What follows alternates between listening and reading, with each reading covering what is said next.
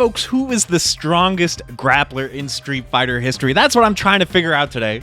We're doing another classic ranking. We're going to rank every single grappler in the mainline Street Fighter series. But before we can rank all the grapplers, I think we need to define some terms here. What even is a grappler?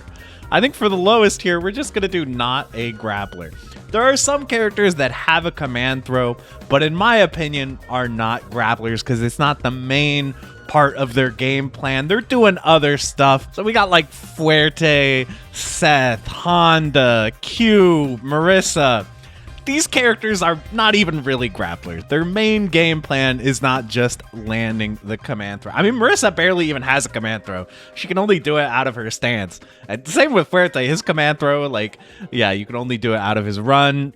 These guys are doing other stuff. But let's move on to the first actual grappler tier here, which is going to be the struggle bus. These guys have never been top tier. They've never even really been close to being top tier. And the first one I want to take a look at is Alex. So Alex was introduced in Street Fighter 3, the new generation, and he was probably the worst character in the game. And he did get buffs throughout the other versions, you know, Second Impact and Third Strike. He has a couple good things in Street Fighter 3. He has some good normals. He has his EX shoulder charge, which is a great move. You know, he can deal big damage, but overall he's just too slow and clunky and can't really compete with the really broken stuff in Third Strike. And then in Street Fighter 5, Alex came back, and he definitely launched as a very underwhelming character, but he got a great deal of buffs. And something you'll find with Street Fighter 5 is I feel like this has maybe the most tier shifting of like any Street Fighter game.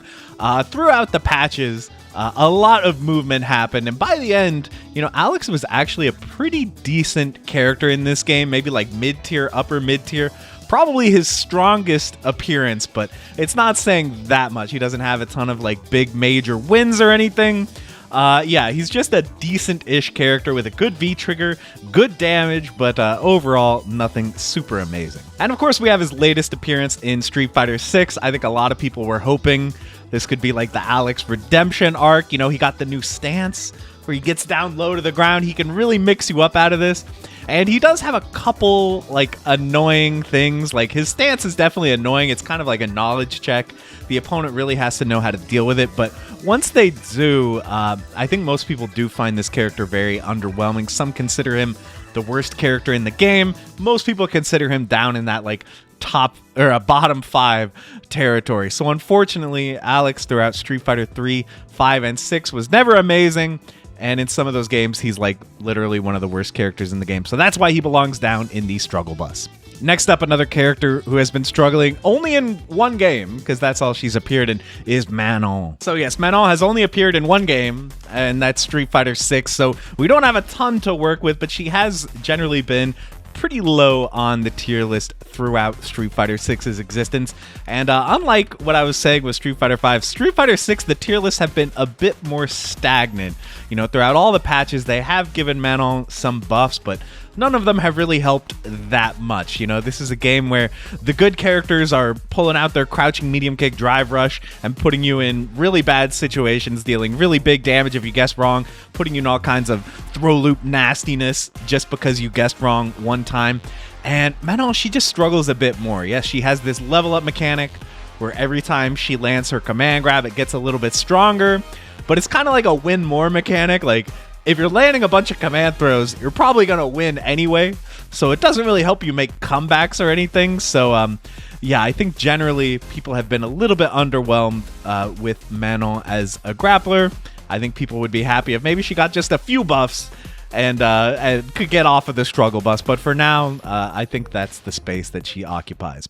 But guys, if you're like me, you've probably procrastinated booking a doctor's appointment before. The process can honestly be intimidating. You got to find someone who doesn't have a crazy long wait time, make sure they actually work with your insurance. All these little annoyances can make booking an appointment feel like a way bigger task than it needs to be. That's why the sponsor for today's video, ZocDoc, is the perfect solution for getting past all the procrastination and taking better care care of your health. If you've ever put off making a doctor's appointment because you don't want to play phone tag, you don't want to wait on hold all the time just to be told the next appointment is months away, ZocDoc cuts through all the annoyance by helping you search and compare local in-network doctors online. They have more than 150,000 providers with 200 plus specialties across all 50 states, and you can see actual appointment openings and click instantly to book a visit. And appointments happen fast, usually within 24 to 72 hours, and you can even score same-day appointments. So trust me guys, your health really does matter, so let ZocDoc help make the process of seeing a doctor easier. If you've been putting off seeing a doctor, now's the time to take charge and make a positive change. I know it may seem small,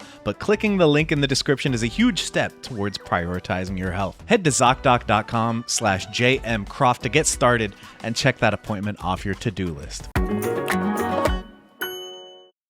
All right, the next character aboard the struggle bus is gonna be Lily, is what I would say. Actually, I feel like we can't ignore the recent performance of Hibiki at EWC, getting second in one of the biggest tournaments of the year with Lily. I can't in good conscience put her on the struggle bus after that. So we're going to move her up. This next tier is called Has Potential.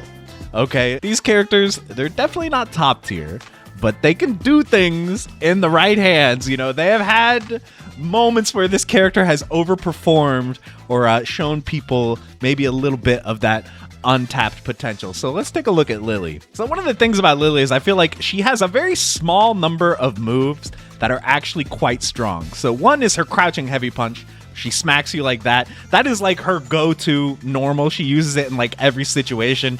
It's good in combos. It's good for poking. It's good for canceling into her special moves. You'll just see that move a ton. It's very strong. And it's 2 hits, by the way. And she's got her Condor Spire. When she has her wind buff, Condor Spire becomes a very threatening move. She just flies across the screen at you. It's a multi-hit move. It will beat Drive Impact. It will, you know, go through fireballs, all kinds of stuff. It's a great move, for sure. But that's kind of like the thing with the characters. That's it, basically. She doesn't have that much going for her. Yes, she's a 360 command grab character. If you can force them to respect her offensive options really well, you can start setting up some very nasty command grabs. That is usually like the next step. Once you've bullied them enough with Condor Spire, you can start landing command grabs. But yeah, she doesn't have a ton of interesting stuff, let's just say. I'd say her biggest crime is honestly being boring. I wanted to play this character, but I just felt like she doesn't have that much. You just do the same small number of moves over and over. So maybe that's why for a long time people thought she was really bad. I think she's definitely, you know, average or maybe below average a little bit, but she's not terrible. And as we saw in this tournament, she definitely has potential. So I think this is the perfect tier for her in the has potential tier. Another character who has potential is Hugo. So I feel like Hugo has almost become more famous for like the memes and like the big moments, the flashy moments, more so than, you know, actually being a decent character, because he is definitely on the lower half of the tier list in Street Fighter 3 Third Strike. But some players can really make this character look amazing. I mean, like Hayao, we've obviously seen a ton of the amazing moments that he has pulled off with this character. And yeah, the thing about Third Strike is everybody does have the parry mechanic. So you can make miracles happen even if you're playing a lower tier character. Speaking of miracles, we of course have to look at Evo Moment 38. And he has some other stuff in the game as well. You know, he has some pretty good pokes with like his standing medium punch, crouching medium kick. He's got some stuff, but overall a pretty subpar character in Third Strike once you get past the memes. And then his next appearance in Street Fighter 4, again, he was never really that good in this game. He's got the big reach, he's got big normals, big damage, command grabs, you know, all that normal grappler stuff. But he was never a super great character. But, you know, in the right hands, amazing things can happen. And then again, we did see the miracle moment with this character, Alex Valle versus Bonchan. One of the greatest matches ever. Everyone remembers this. This was a super special moment, so I think that really showed the potential of Hugo as a character. But I'm not ready to put him above this tier, even though in multiple games.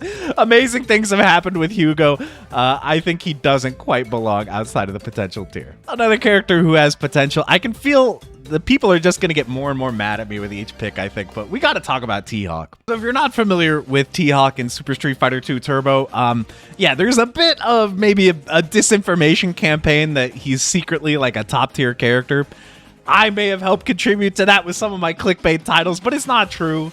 T-Hawk is, you know, generally considered a lower tier character in this game, despite the fact that he has a very abusable tactic, which is that he can essentially do an inescapable command grab that is immune to reversals. So he can basically do a command grab that's option selected, that if they do a dragon punch, you will block the dragon punch. So there's really nothing the opponent can do. If they're in this situation, they're gonna get grabbed. They cannot get out, which is very powerful.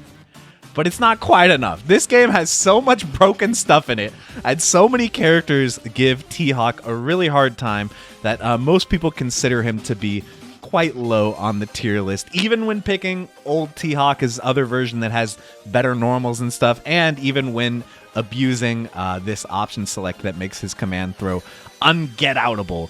Yeah, he's not that good. And then he came back in Super Street Fighter 4, where he was very weak, definitely one of the worst characters in the game in the first release of Super Street Fighter 4, but actually, T-Hawk got a little bit buffed in the later versions. In the very first release of Ultra Street Fighter 4, T-Hawk was actually insane.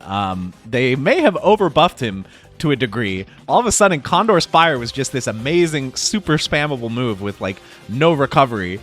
And Koji Kog really put on an amazing performance with this character and showed everyone the potential of T-Hawk with a broken Condor Spire. He was actually pretty decent for a few months, and then they patched the game and made a lot of his stuff worse again, and all of a sudden, yeah, once again, he's like lower mid, upper low, not that great. But because he does have such explosive potential in Super Turbo due to the option select with his command grab, and because we've had some amazing moments with him in Street Fighter 4, I think he does have a little bit of potential. Another fan favorite grappler here, Hakan, okay? Are you guys going to be mad I didn't put Hakan higher? I don't know. So when Hakan was first added to Super Street Fighter 4, he was a very weird character. He's this bizarre grappler who has to oil himself up to become slippery. People didn't really know what to think, and he was very weak in Super Street Fighter 4. I remember there was like a famous video. I tried really hard to find it for this video, but I couldn't find it anywhere, where there's an interview with a bunch of Japanese players, and they were like, who do you think is the worst character in the game? And they went 1, 2, 3, and they all said Hakan at the same time, because he was quite weak. But they gave him a lot of buffs in different versions. You know, he starts with oil in Ultra Street Fighter 4, and just other various buffs, like he can oil up way faster now. And when he's oiled up, he's a pretty dangerous character. He can like get forward momentum on all his moves. He becomes really annoying when he's oiled up. So is that enough to make him like a top tier character? No, but he's maybe like a solid mid, maybe even upper mid in Ultra Street Fighter 4. He's like a pretty decent character. So yeah, he went from like one of the worst to like slightly above average. I think that means that he has a little bit of potential, and I would like to see Hakan come back.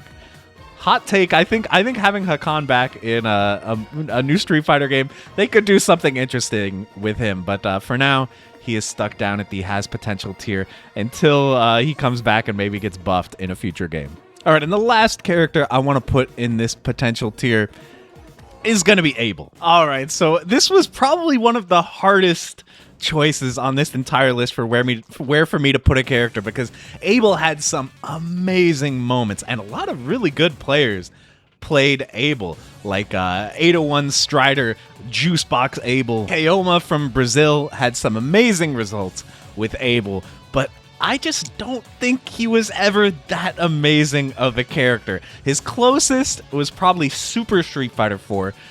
In that version, you know, they had nerfed Zangief a lot, which was like one of Abel's biggest problem matchups. So that helped him out a lot. He got a new Ultra that had armor, could go through stuff. So he was quite good in Super Street Fighter 4, but he wasn't top tier. He was never top tier. He was usually floating somewhere around mid, upper mid, low, high tier, but he was never that amazing. But man, we had some amazing players playing him, and he had some amazing moments. And I mean, he has some great tools in a vacuum. You know, his FADC is very strong. His ability to combo into Ultra, some characters struggle to combo into Ultra. He doesn't really have that problem. His roll is amazingly good. His Okizeme with rolling and command throwing is so good. But yeah, I don't think he was ever quite reaching that next level of a top tier character. So that's why I still have him down here at has potential. But trust me, this was a very, very hard placement, and part of me wanted to put him higher, but I just think the characters in the next tier reached slightly higher heights. And that next tier we're going to talk about, this is called Moments of Greatness, okay? These are characters, they were never like consistently top tier, but they had moments where they were one of the most dangerous characters in their respective games. So the first one I want to talk about here is going to be Abigail. So Abigail is another character where when he was first released, people were a little bit underwhelmed. He seemed not that good. Very, very slow. Obviously a huge body and long-reaching normals, but just nothing really to take him to being top tier. But there were a couple patches where they buffed Abigail a lot. And as you can see, I mean, first of all, his damage. I mean, watch. This is insane. And he's not done. He's still going. Oh my god. His damage is absolutely crazy. He always has that pressure of having a command throw. That threat is so powerful when you consider his normals are so amazing. So he had like one of the best jabs ever. His jab range is so crazy long. He can just swat at you, and he really makes you respect his jab and his light kick. And as soon as you start blocking, you do have that risk of command throws. So there was like a 4 or 5 month period in 2018 where Abigail was like by far the strongest character in Street Fighter V. Some would even say he's one of the strongest Street Fighter characters ever. Again, for that period, he was just so dominant. You saw him everywhere. Everyone was picking up this character. They did nerf him. In the later versions of Street Fighter V, he was never that amazing. You didn't see a ton of him. But for that period, man, for 6 months, I mean, that's the definition of moments of greatness, because there was that moment where he was insanely strong and the #1 villain of the game. So that's why we got to put Abigail way up here on moments of greatness tier. I mean, the damage is just too much, guys. It's just too much. This guy's crazy. I hope he never comes back. Another one here who had some great moments here is going to be Birdie. So Birdie originated in the Street Fighter Alpha series. Well, he originated in Street Fighter 1, but he was first playable in Street Fighter Alpha, and he was not really that good in any of the Alpha games. Like he was one of the worst characters in, I think, all 3 games. I don't know that much about Alpha 1, but yeah, quite a low tier grappler was Birdie, despite, you know, he does have pretty high damage.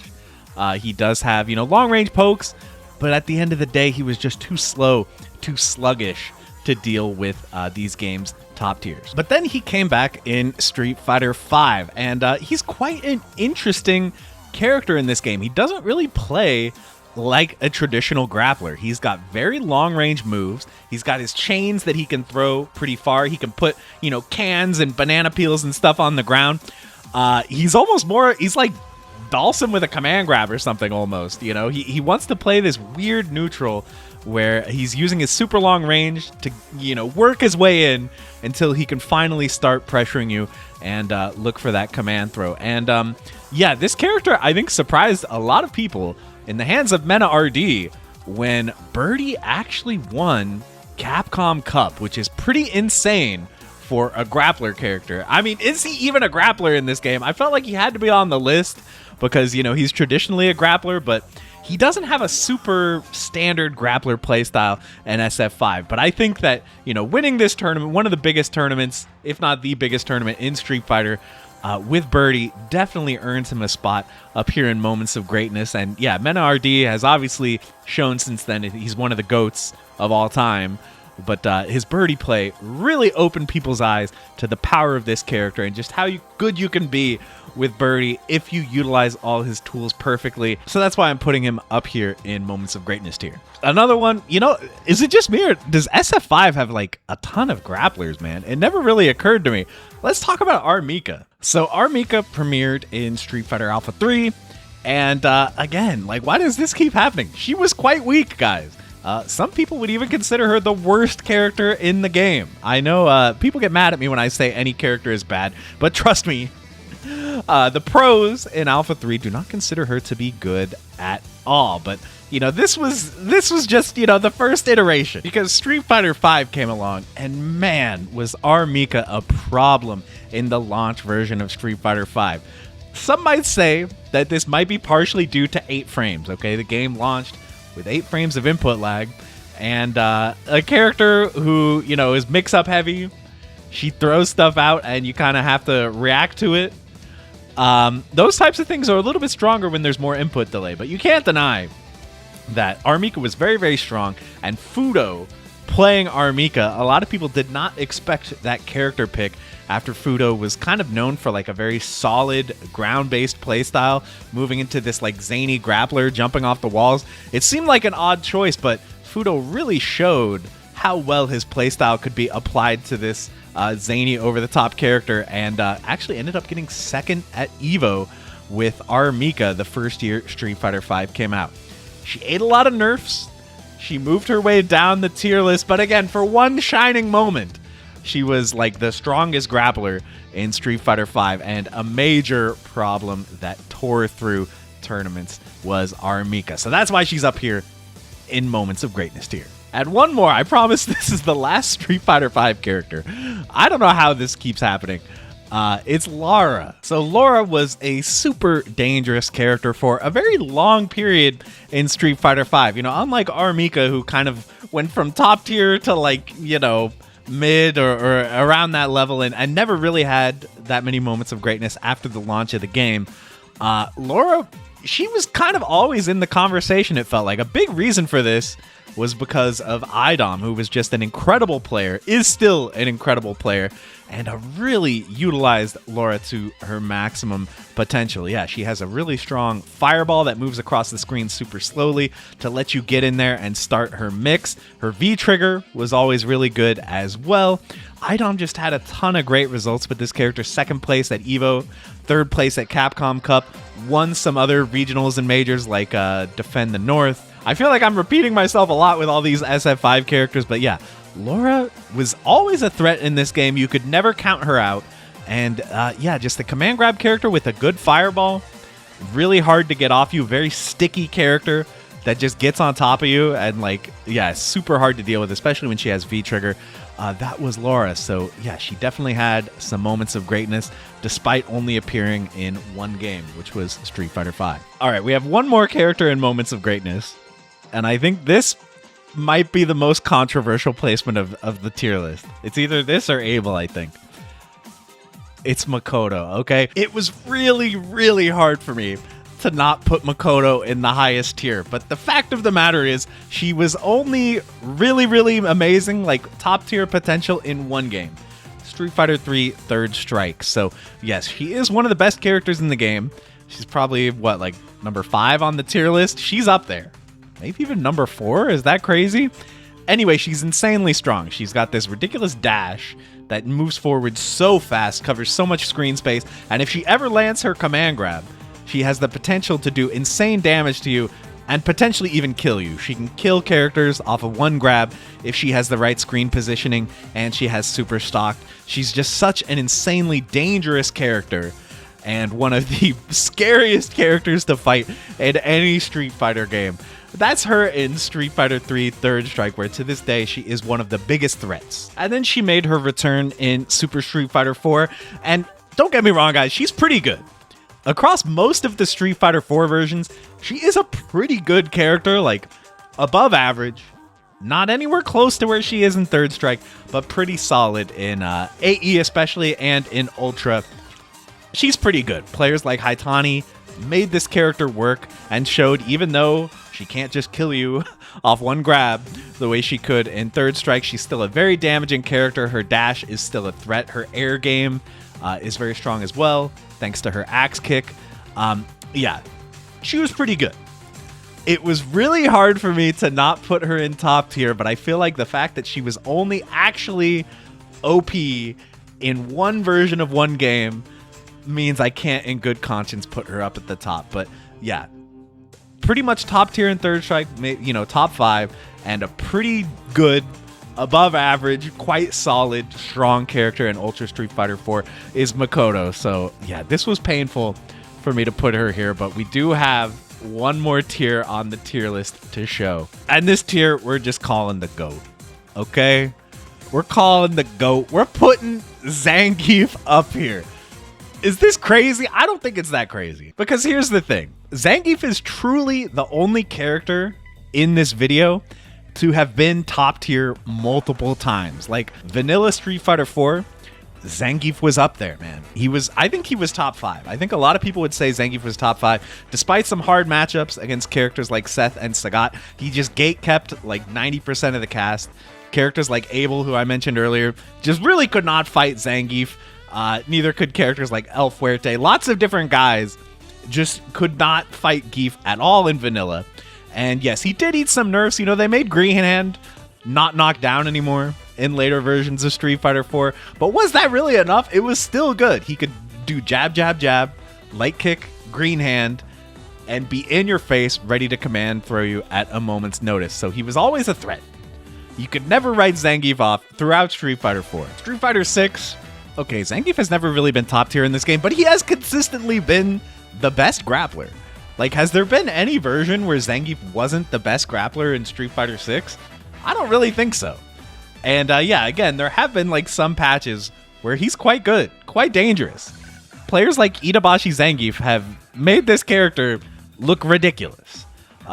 So yeah, because of, you know, various buffs he's gotten, like buffs to his standing medium punch, stuff like that. Yeah, Zangief can definitely hang in this game, and he has consistently been the best grappler in SF6. Even in some older games. In Alpha 2, Zangief is quite strong. He's like well above average. He's got some dumb stuff in this game. Like, he can do the Valle, like, unblockable custom combo off his down forward heavy kick sweep, which has insane reach. He can command throw you on your wake up, and if you don't have an invincible move, it's literally inescapable. You can't jump out. Zangief has some stuff in Alpha 2, and in Alpha 3, he's really good too. He's got a really good V-ism. He's like actually not that far from being like a top 5 character in Alpha 3. So Zangief has a lot of results, guys, okay? Don't write this character off, even in the older games. Also, this character won Evo in HD Remix. I mean, okay, listen, this version's balance is maybe a little bit suspect, but yeah, Snake Eyes won Evo with Zangief in Super Street Fighter 2 HD Remix. Now, the elephant in the room for me arguing that Zangief is the strongest Street Fighter grappler, the problem here is Street Fighter 2. Across pretty much every version of this game, Zangief is considered quite weak. In Super Turbo, there's an argument that he's like bottom 3. He's down there with like Blanca and maybe like Cammy. Yeah, he's not good. T-Hawk is usually considered better, or at least old T-Hawk. But if we ignore Street Fighter 2, Zangief has had a lot of great iterations, and so that is why I personally think he is the only character who I can justifiably put up here. Everyone else here has pretty much only been really good in like one version of one game, but Zangief has made it happen across multiple games, across multiple decades. We're up to like 30 years of Zangief in Street Fighter now, and it's been awesome. So yeah, let me know what you guys think. I have a feeling this is going to be a controversial video. Hopefully you guys don't get too upset at my rankings, but yeah, these are just my opinions. Don't take this as fact. And yeah, hopefully you guys can have fun with this video. Thank you so much for watching, and I'll see you in the next one. Bye, everybody.